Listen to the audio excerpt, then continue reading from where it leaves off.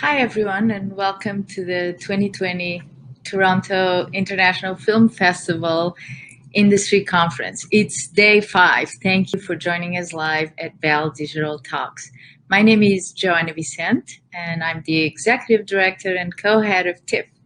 I'd like to thank our lead sponsor, Bell, our major sponsors, RBC, L'Oréal Paris, and Visa, and our major industry supporters, Telefilm Canada and Ontario Creates. This session is co-presented by the Racial Equity Media Collective.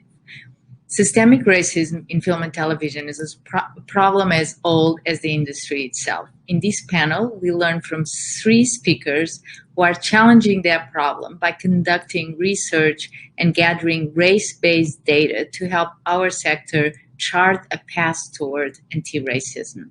Please enjoy from micro to macro how data can drive anti-racist action in film and television.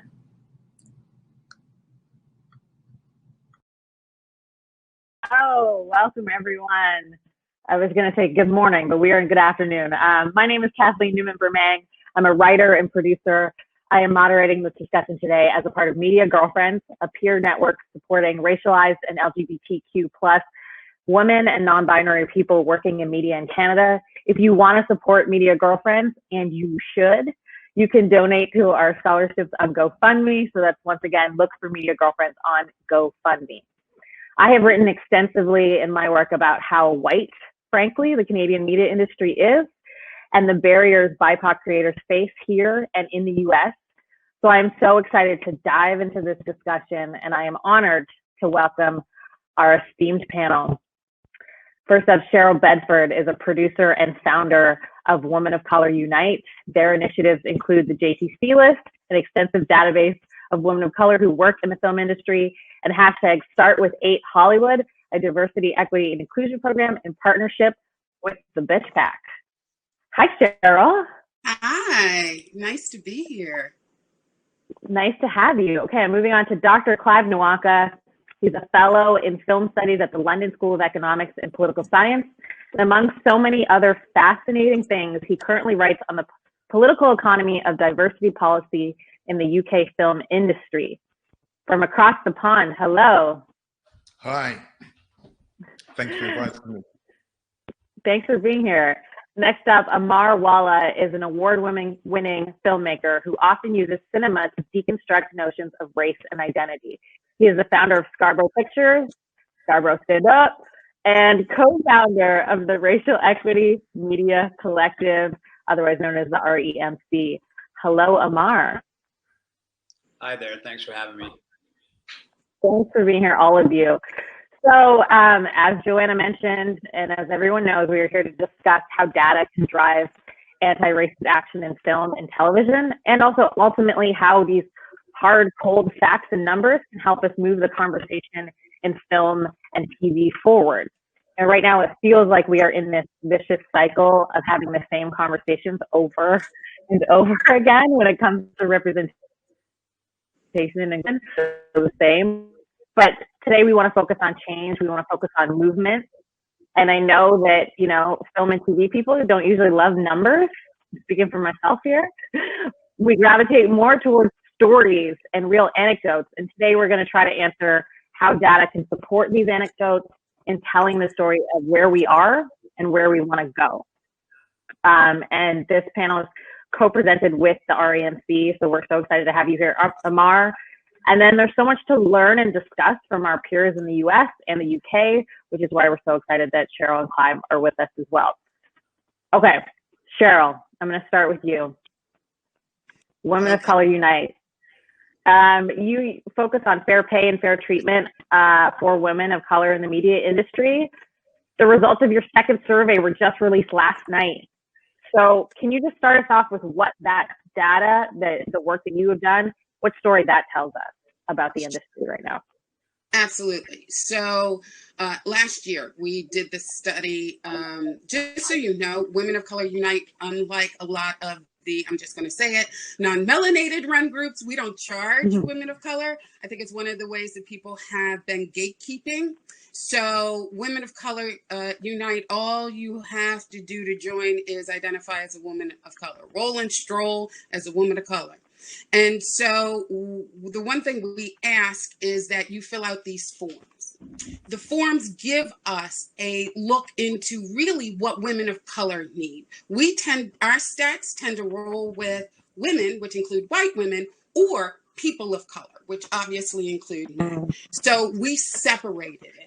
So when we originally did the study, we had about 600 members. We finished it last night, 1,800 members.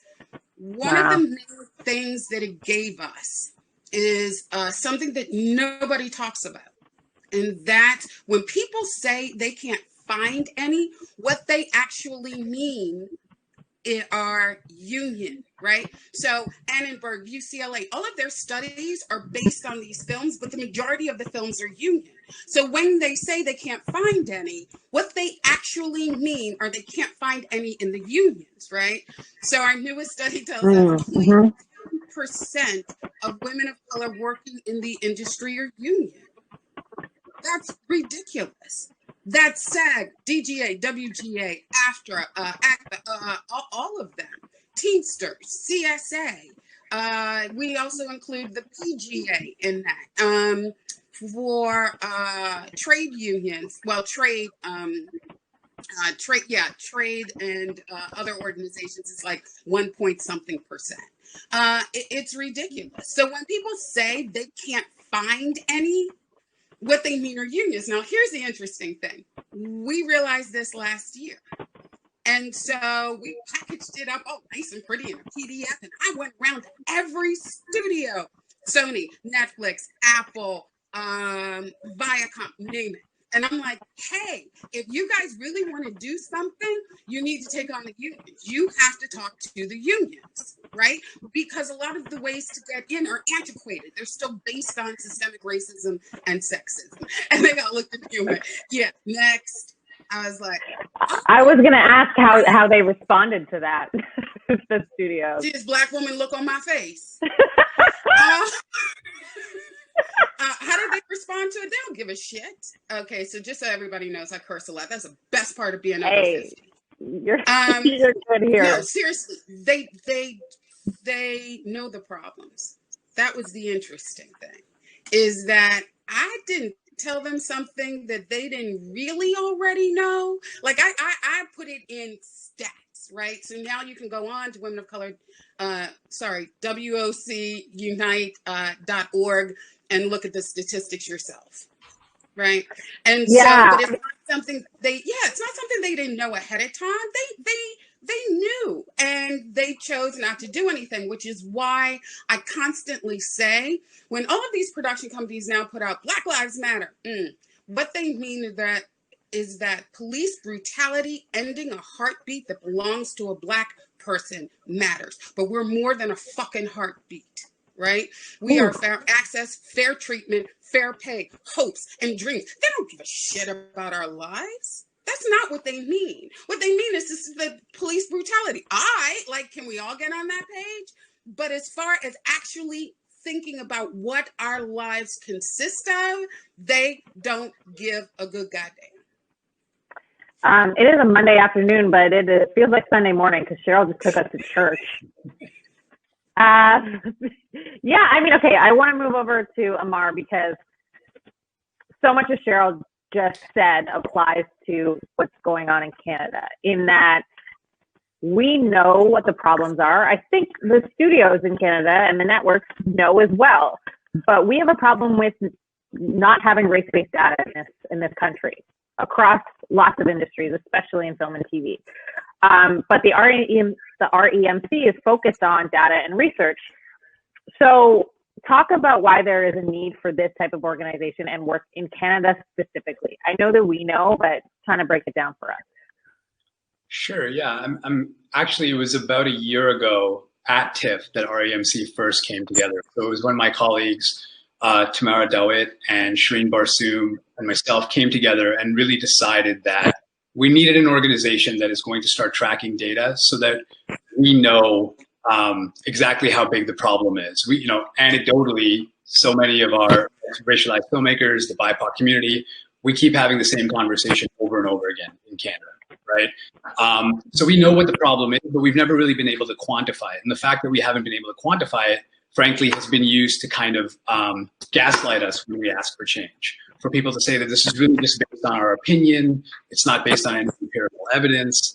And so in Canada, unlike the United States, a very significant amount of our funding is public. Like we use public money to make movies and TV here. Almost everybody on a certain budget scale is using funds to make something TV. So I'm hearing a little crackling sound. Is anyone else hearing that? Or is it just...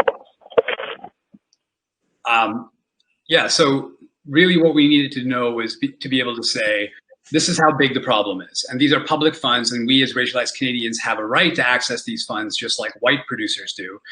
And we need to know how big the problem is before we can actually start to solve it. And so the other part of that was that we as individuals, as racialized filmmakers, we knew we were giving this data up to various organizations for various things, right? So when I applied to Telefilm, for example, or an arts council, or any kind of funding, we're asked, are you a member of an underrepresented community, quote unquote? And there's never been any clarity on where this data goes when we volunteer it as racialized people, and how it's being used to actually improve the situation for us as filmmakers. So one of the things REMC really wanted to do was kind of do an audit of the system on who's collecting what and how are you using it to actually make things better.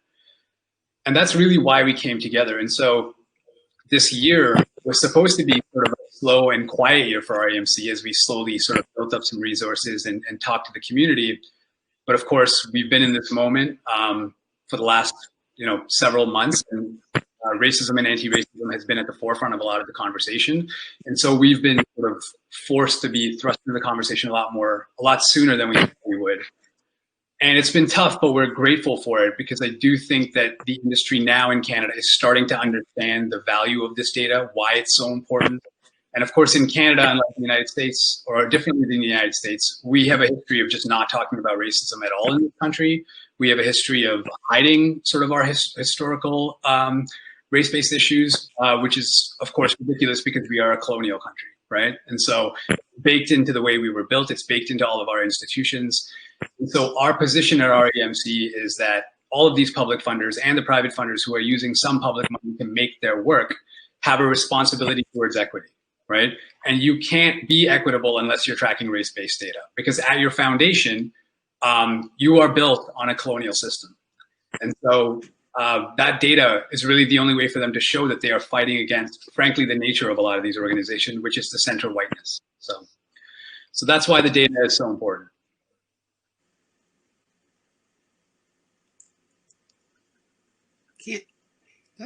Oh. Hello? Can you hear me? Hey there. Yes. Hi. Sorry about that. Yeah, it seems like we're back. We keep going back to the beginning and there's still a denial, but when we have these stats and we have these figures, we can't deny it. So I'm moving on to Clive, who, you have analyzed the BFI diversity standards. Can you tell us about, this was a kind of a third-party review and why that's necessary and what you found? Yeah, I mean, the first thing to note is I was able to keep some distance between myself and the BFI purely through my position as an academic. So that gave me a certain independence to analyze the data away from maybe, dare I say, the politics of being an institutional head analyzing their own data. So that allowed me to be much more liberated in how I researched the data and what the data uncovered.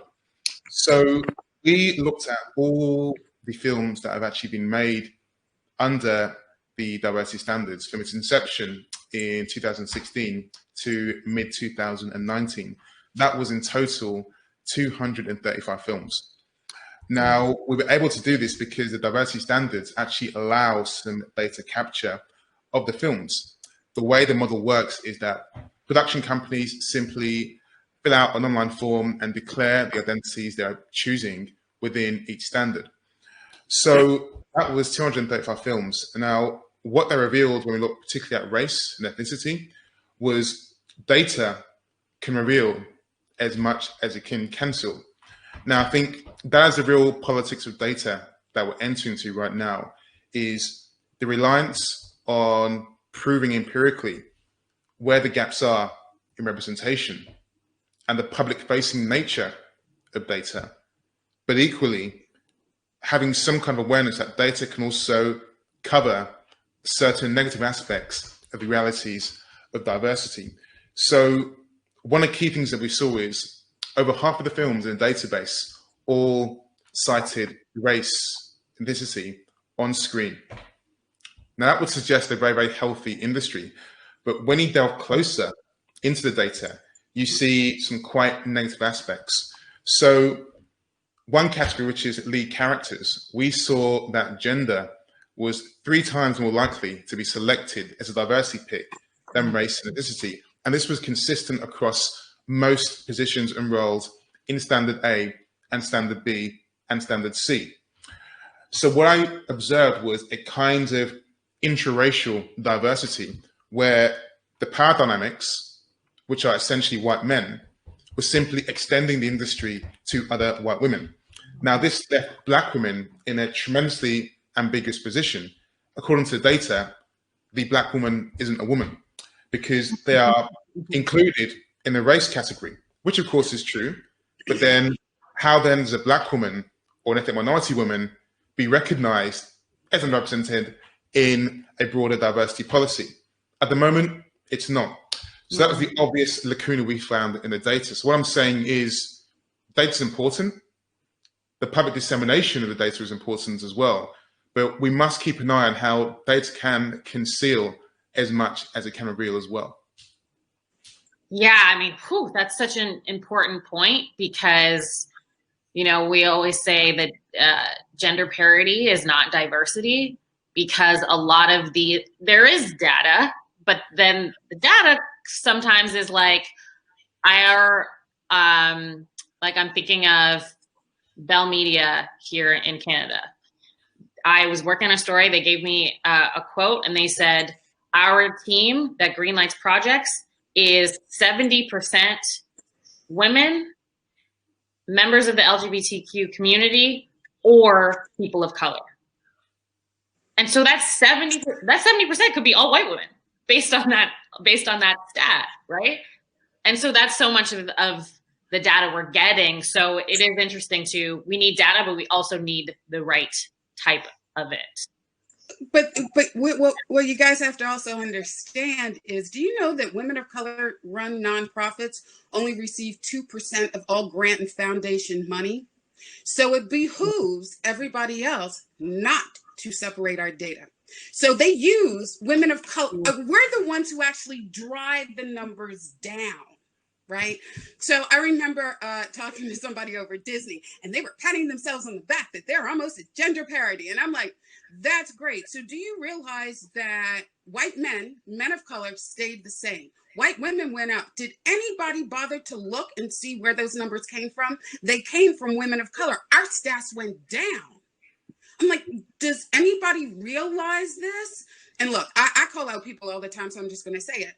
It's my problem with the reframe stamp. Right? So Reframe, which is Women in Film and Sundance, and you can get the Reframe stamp. But if you look closely, right, because it's based on a point system.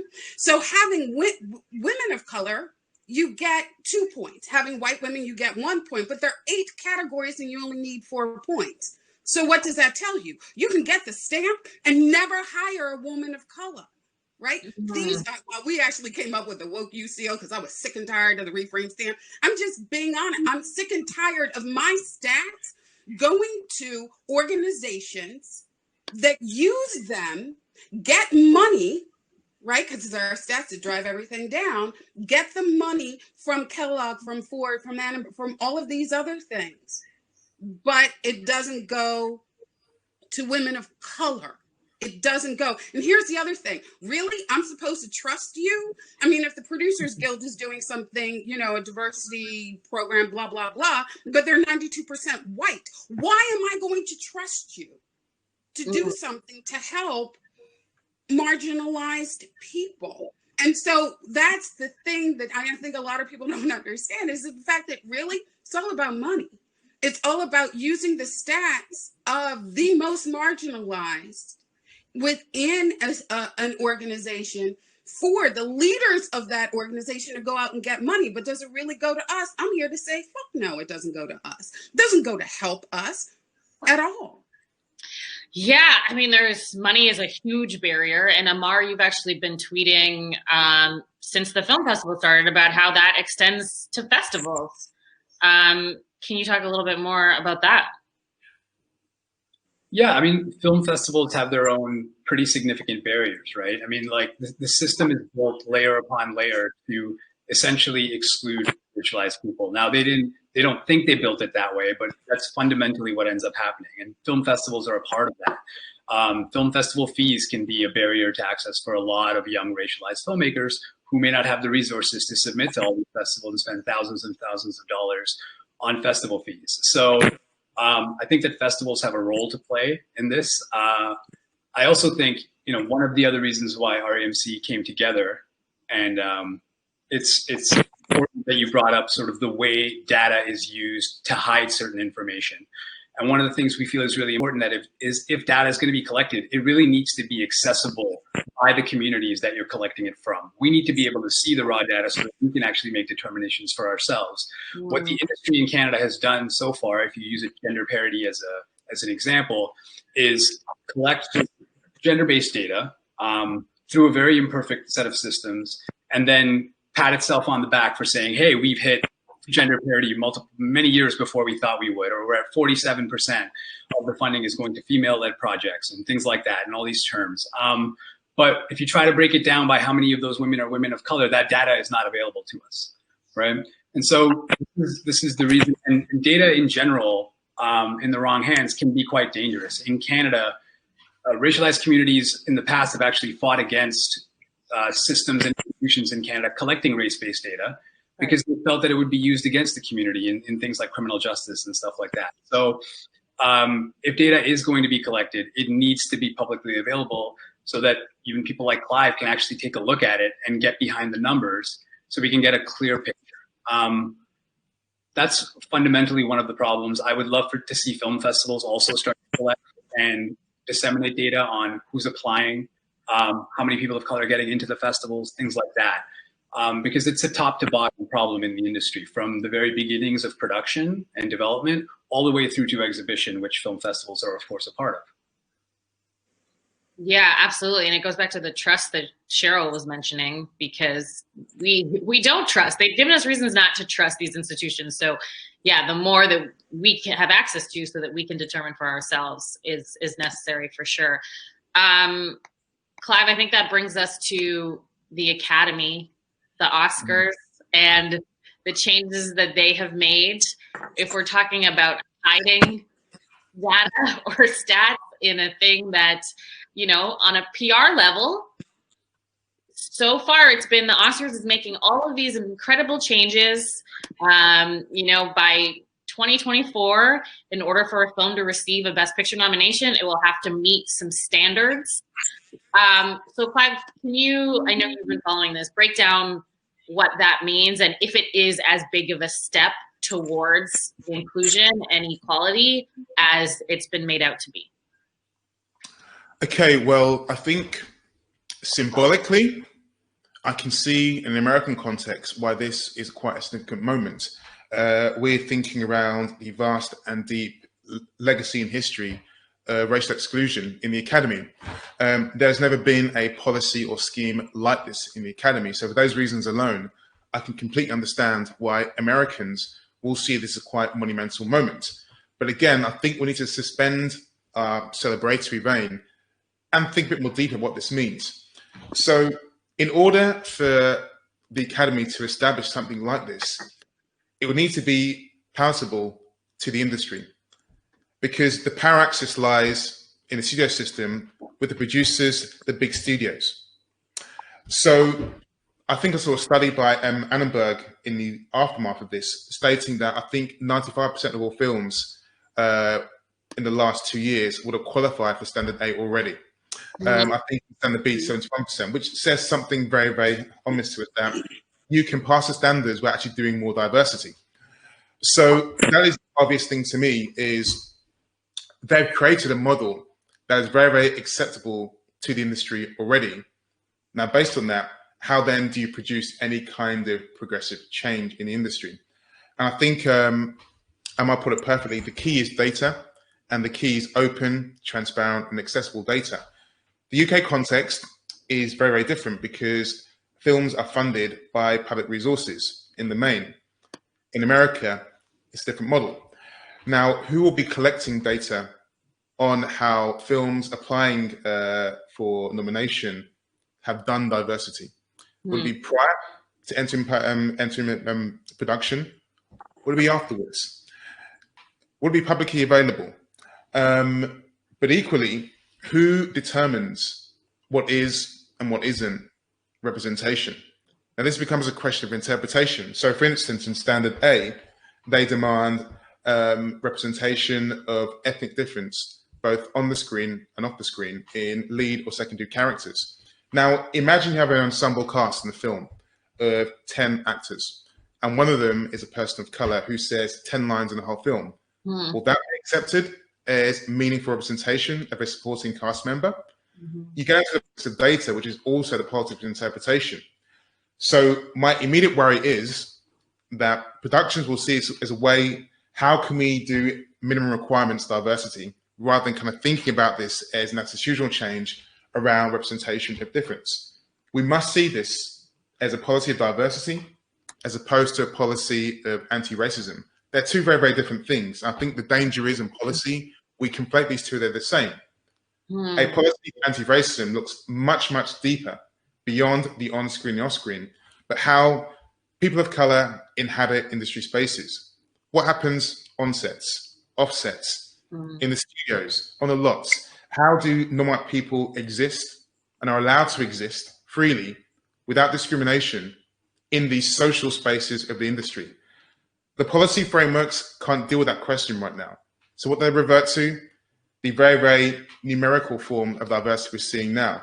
Now, again, I recognize it's important as a transitional moment in representation, but there are some clear flaws there that I think allow diversity to exist and perform on its own terms. I'm not quite sure that will produce the kind of change that we're all looking for. Can I just say it won't? And here's why. I'm not one of these people who was jumping up and down when I saw it. I was like, performative, here we fucking go again. So I'm just going to say this. So we all know that we've had these DEI firms, right? That go in, give these classes to all these companies and blah, blah, blah. And this shit hasn't worked. So when I'm a former chair of diversity development in New York Film Academy, Los Angeles branch. And so when we started doing consultancy work, because remember that 2%, like Women of Color Unite goes on an SBA loan, Cheryl's credit cards, and some small donations from women of color who make less money. So we are also a consultancy firm, but here's how we're different because of exactly what Clive said. So we're basically run by a bunch of producers and line producers. So we do two types of audits. The first is an audit that for the employees, and we ask things like color, sizes, and because that matters, how the intersection happens, right? So, and then we go in and we do what's known as a content audit. The line producers do it. So we find things like dark-skinned women get 30% less screen time, 30% less lines. We find colorism problems, ableism problems, sizism problems, because we go in, we actually audit the content, because content can tell you everything you need to know about a company. So when people hire us, that is the very first thing we do. Then we go in and we give the class, what we call workshops to people, but it's dependent upon the audit. Right? We see the intersection of LGBTQ plus, ableism, sizeism. There was a company where we realized that all of the people who identify as fat or plus size, every last single one of them was looking for another job. Tells you something about a company, right? So if you go in, but you could tell it looking at their content where they weren't representing any plus size or fat people. So when you do this, that's how you get down to these deeper issues. And the fact is, we're out there and we're going, hey, we can do this for you guys. And people are like, wait, what? Because nobody really wants to know, right? Everybody wants to pat themselves in the motherfucking back and go, yeah. And quick shout out, because she's on here, Manon DeReaper, our business development strategist, who actually has a degree in psychology and criminology, who came up with all of these forms for us. So we get down to the nit and the grit of content and employees. And if everybody did that, you would be able to, like, Amar, you're talking about, Canada, do a content audit. That'll tell you everything you need to know. Because if you're looking at it and you see that, white passing, indigenous, Latinx, or Black are the ones who are getting the roles, and no dark-skinned people, no fat people, what kind of roles are they getting? How many lines do they have? What is the percentage within it, right? Now you're getting down to issues. Does anybody actually want to do it? That's the question. Yeah, I think that's a really important point. And I think, one of the trends we've seen, now that the industry has realized that BIPOC content can actually make money and there's actually audiences out there, you're seeing sort of a move towards people making films or films that maybe touch on stories from racialized communities. But the goal at the end of the day is to have the ownership still stay within the same industry structure, right? So you're seeing a lot of us now get hired as directors, as writers on TV shows. We make our movies, but fundamentally we often have to partner with white production companies because they're the only ones with the resources to make these things. And so now what's happening is these big projects coming from racialized communities are getting made, they're getting out there, and the financial benefit is still going to the system as it exists today, right? It's still primarily white producers and white production companies who are now commodifying our stories and making money off of them and perpetuating the same system. And so one of the things that we think is really important is getting beyond, okay, there's data on who's on screen. You can hire a bunch of actors, that's great. There's also data on maybe directors and writers and producers and lead sort of key creative roles. It's important to know those numbers. But who actually owns the projects, right? Who owns the production companies that are actually making these things? And in Canada, I can tell you on the documentary side, there's maybe like 4 or 5 legacy companies that produce pretty much all of the major documentary projects in this country, all right? And they're pretty much all white owned. There's a few smaller companies coming up right now, but part of the reasons why I formed Scarborough Pictures and I'm trying to do things under my own banner now is that I was constantly hired as a director to make and tell stories about racialized communities, about immigration, about all these things that I care about. But it was in service of a white production company, right? And so all of these different sectors need to be looked at. Data needs to be looked at from a content side, from an ownership side, from a creative personnel side. Because ultimately what the industry is going to try to do is shift and give us just enough so that they don't have to fundamentally change the system, right? So the system ultimately still stays in place, the power still stays within the same hands. And what they need to realize is the reason we're after this data is because at the end of this, the power dynamics are supposed to shift. That's why we are doing this, right? We don't want to just be at the table as it exists today, as Ava DuVernay always says. We're building our own table, and we're going to use this data to help us get there. And that's where it's going to get really tricky, right? So all of the people that are the white organizations and the funding bodies that are, for Black Lives Matter, when they realize that ultimately they're going to have to give up their power and they're going to have to give up their seat at the table, will they still be with? That's the foundational question. So, and I don't know what the answer is. I think we all know what the answer will be, but. Well, I think that's why we're seeing these kind of performative moves, as Cheryl mentioned, and a hesitation to do all of these things, or this feigned ignorance, because there will be discomfort. There will be power that has to be given up.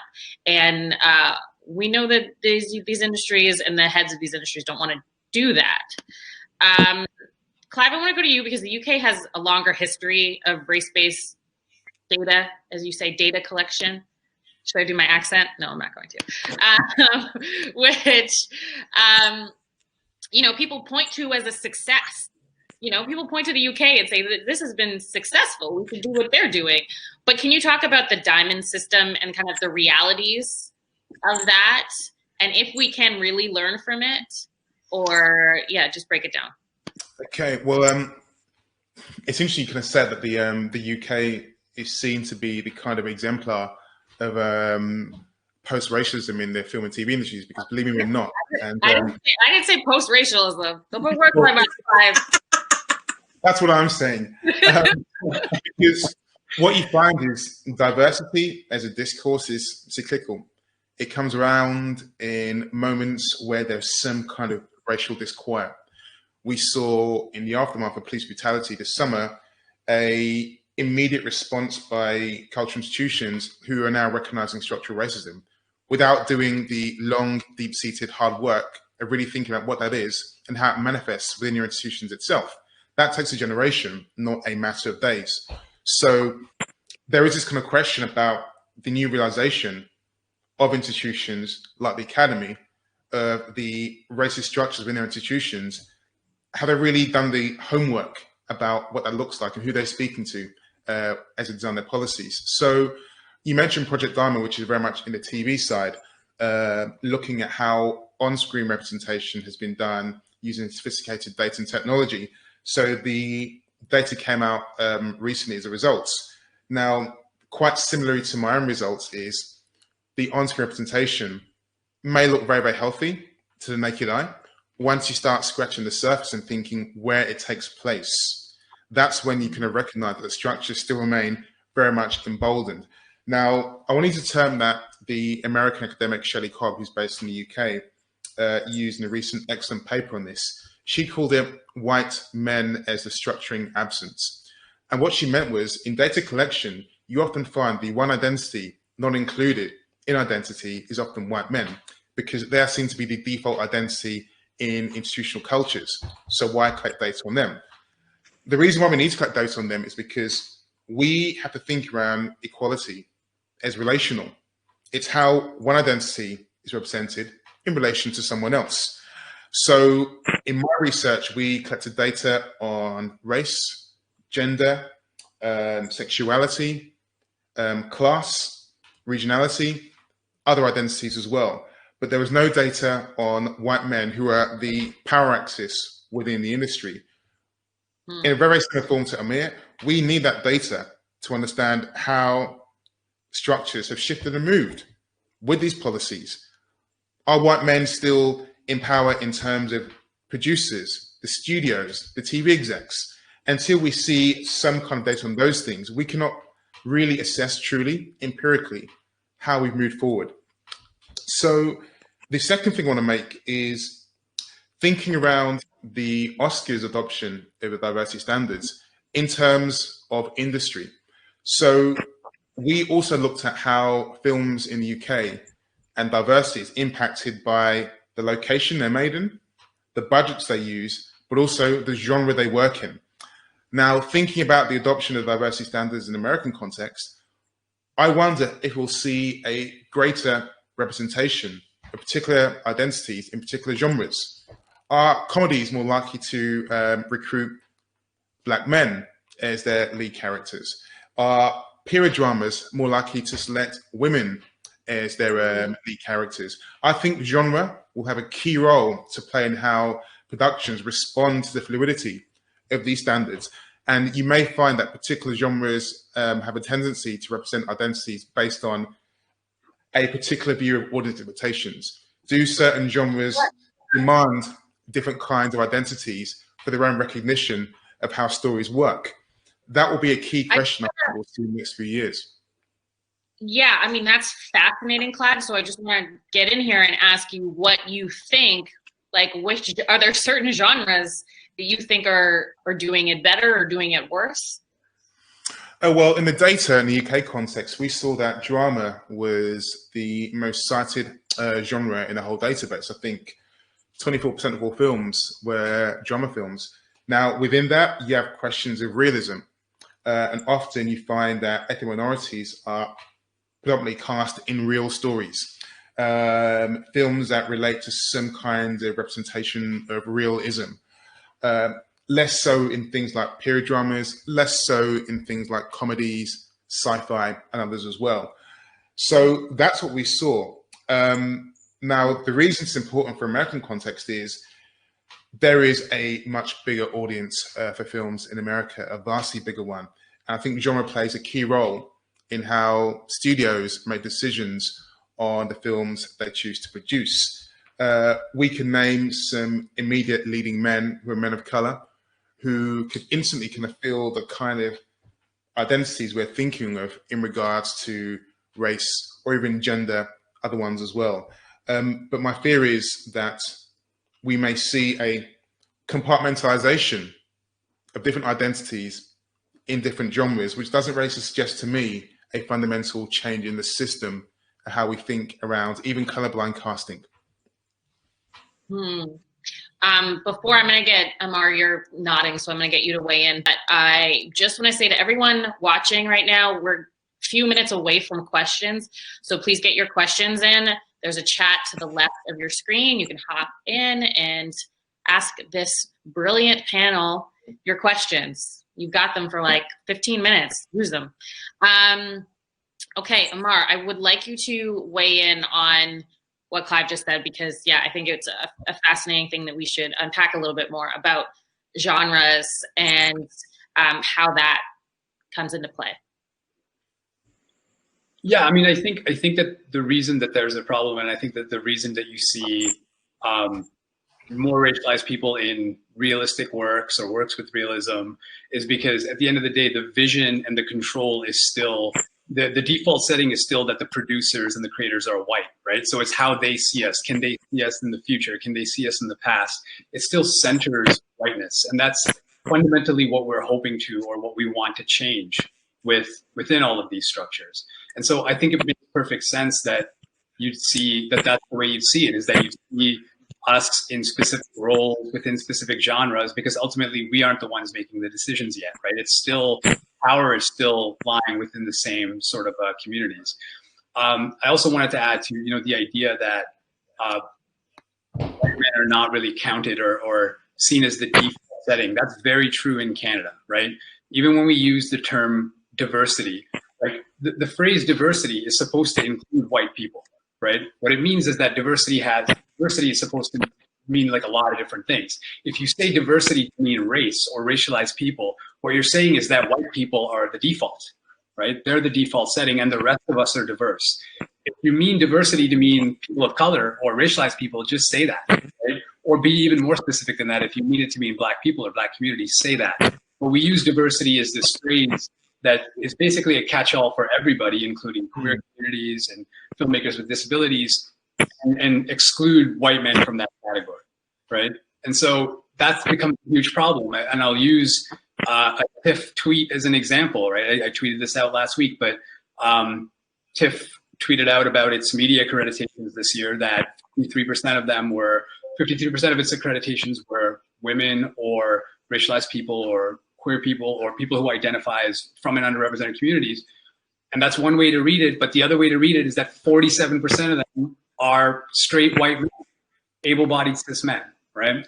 So this is the way data is kind of used to sort of push a bunch of different marginalized communities together in order to feign or make it seem like we're seeing progress. And this is why it's so important that the data be available to us so we can look at it ourselves and say, data can be used to paint a number of different stories, right? It really just depends on who the storyteller is. And we need to be those storytellers as well. So that's why I was nodding along. I see a lot of what Clive is talking about taking place in Canada as well. I have to agree. One of the things that you said, Clive, struck me. I have a BFA from NYU and an MFA from AFI, so I've studied film and television for a long, long time. And what you said is very interesting. I remember being at NYU and we were studying the same thing. And I remember having a class in which we talked about comedies, which was why the Cosby Show was such a phenomenon, right? Because especially in the 70s, and early 80s, it was about basically showing how poor Black people, good times, what's happening, all of those, right? How we were just funny and we were happy being poor. And how awful, god awful it was to be rich and white. Dallas Dynasty, Falcon Crest, oh my God. But it gave us this sense of, oh my God, rich white people are so put upon, and Black poor people, we just so happy. And it did. That was why the Cosby Show was such a phenomenon, right? So we know that the genre thing happens constantly. I recently tweeted out, I just want to see a Western with Black women, like, and women of color and Latinx women and things like that. I'm a huge Western fan. A country outlaw t-shirt. I love country music. Like, we are not all of, this one thing that people keep, trying to put us in. But I will just say this regarding data and doing things that change. I love Amar in starting your own production company. We partner with the Casting Society of America, and we're dropping what we call Reimagine Casting, a non-white paper. And it has to do with how to change casting. And Mike Page and I actually met on Twitter. He's a casting director, and because he started doing the same, spouting those things, well, we need to find marginalized people a way in and blah, and I was like, nah, full stop, that's not true, and here's what the data actually tells us. And he went, oh, okay, because a lot of times people just regurgitate these things that somehow we're not qualified enough and we need to find inroads and blah, blah, blah. Where our studies tell us women of color that have between 3 and 10 years experience, 39% of them still can't get in the fucking room, right? And we drop off. We leave the industry after a while, and you can see it in the data that says this is how many people are women of color and so forth and so on, and our numbers go up and go up, and then we hit a certain age and the numbers go down. It's because we've left. So I'm not about a lot of those studies and things like that. I think Clive and Amar have said it very well. It just needs to be a deeper dive, and you can flip those numbers any way you want it to tell any story to hold on to power, because that's what it's all about. Yeah, absolutely. And so much of what we're seeing now with since this moment in Black Lives Matter is people trying to make certain changes, but those changes are at a very base level. Those changes are entry level, or they say, we're looking for new voices or fresh voices, and they don't take into consideration, like you said, Cheryl, the people who left the industry, who have 10 years under their belt, who aren't necessarily fresh out of school, the people who have been working and who have been forced out of this industry. Okay, we are going to move on to audience questions now. I hope everyone watching is like taking notes, because this is all very fascinating, very important. Okay, so I have a question from Courtney. Courtney says, popular films are often silly. How can we help make popular films that are seriously diverse and still silly and fun? I have things to say about this, but you guys go ahead. Anyone can jump in here. Well, I think silly and fun is one of the things that we talk about, which is especially for Black women and especially darker skinned women across all ethnicities, which is, can we stop having to be perfect? Like, can't we just be messy? Can we be messy and silly and all of those things? We're either the hoe or we're the perfect girl with the great, like, no, like, weren't we all just, growing up, weren't we messy? I was messy as a teenager. Teenagers are supposed to be messy, but we never allow women of color, Black women, dark-skinned women, to be messy, right? To be messy and silly and all of those things. And it's really just about telling our stories. But as one of our partners, Dr. Jolie Prophet, Native Media Strategy, says, sovereignty, no story about us without us. Amar, do you want to add to that? Yeah, I mean, I think in my own career, I think what I've seen is a bit of a flip in the way the system kind of commodifies or wants our stories. You know, when I was a younger filmmaker, and I was kind of seen as this like radical documentarian who wanted to make stuff about race in Canada. And Canada, you know, as bad as the conversation is about race here right now, it was infinitely worse 10 years ago and infinitely worse 20 years ago. And people have been doing this work that we're doing now for many, many years, right? And I think what changed for me is seeing the way stories about our pain are now wanted and commodified by the industry. Now, all of a sudden, they want these stories. They want the stories about injustice because they can wrap it in a package and sell it to a white audience who feels good about watching these movies, right?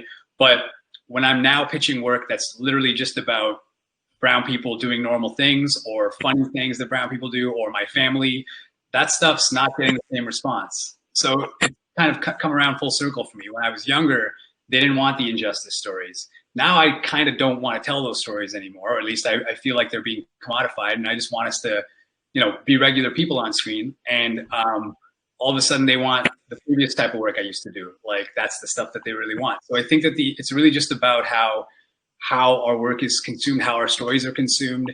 And I think one of the things we haven't talked about too much on this call, but I think is a huge factor is, you know, the audience has a default setting too. And in the audience, and in their minds, the audience is also white, right? In a lot of these funders. And it's not the default setting of the filmmaker. The default setting of the audience member is also that it's a white person.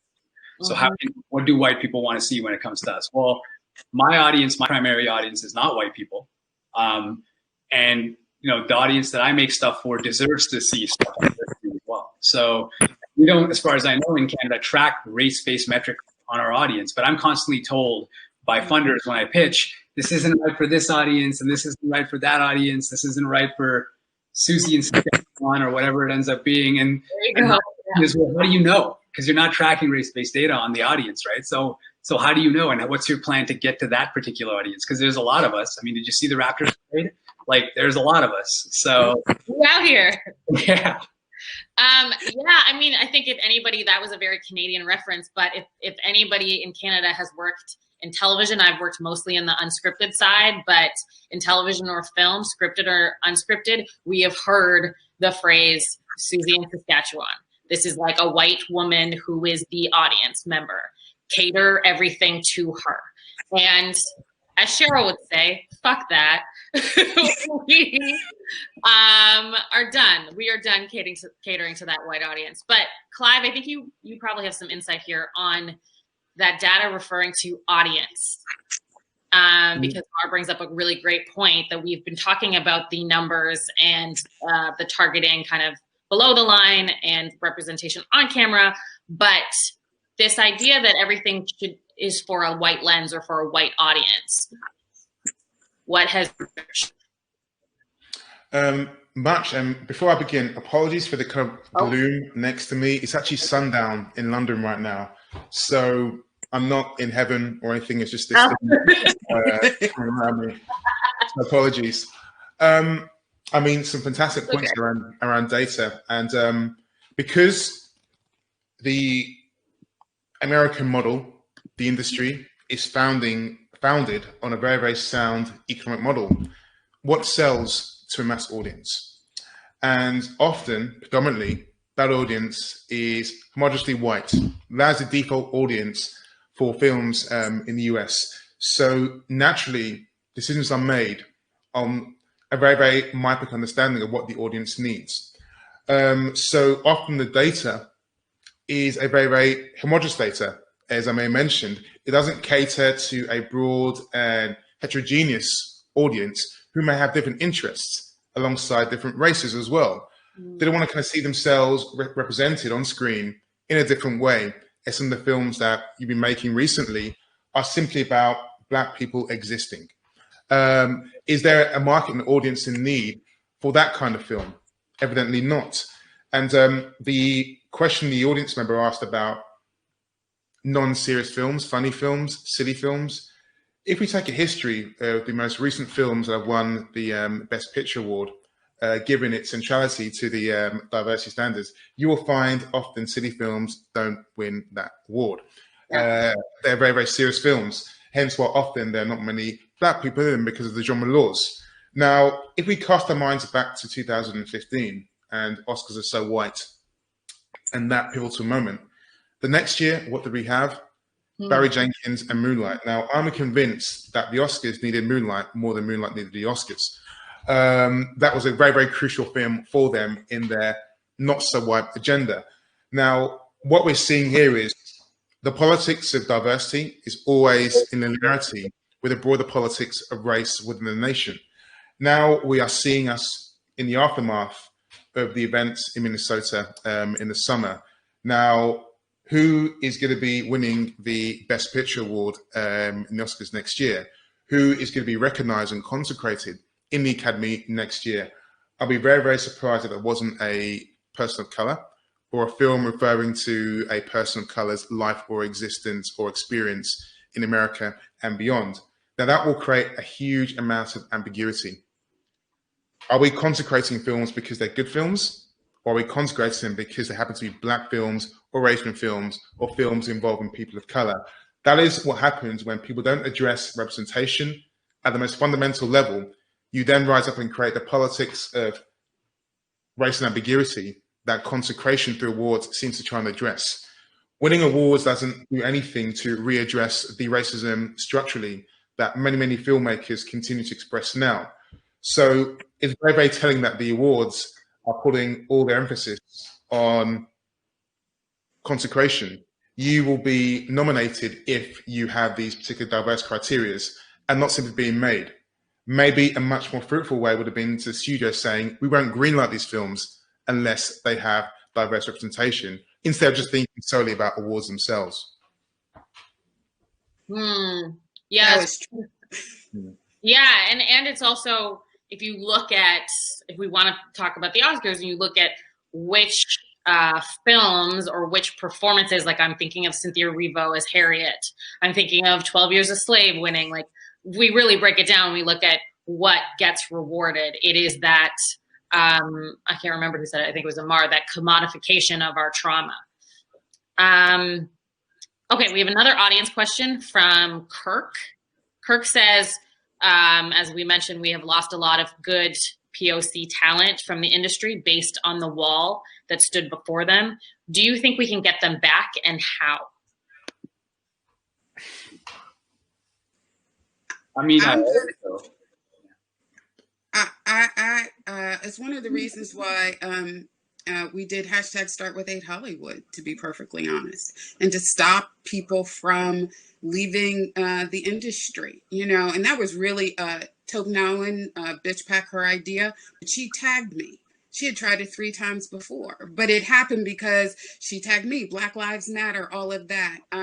And within 8 weeks, we set up meetings for 300 women of color with industry professionals. Like, this shit can be done. All you have to do is do it. Like, I'm sick and tired of hearing about the excuses or putting all these marginalized people against each other and for 25 spots when mediocre white men just keep failing the fuck up. I'm tired of it. Yes. We are out of time. So we're going to leave it at that, at failing the fuck up.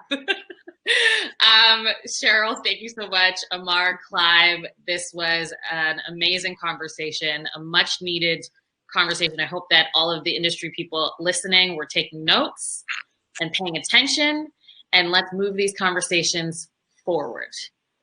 Thank you so much. Thank you, Tiff. Thank you for everyone for watching.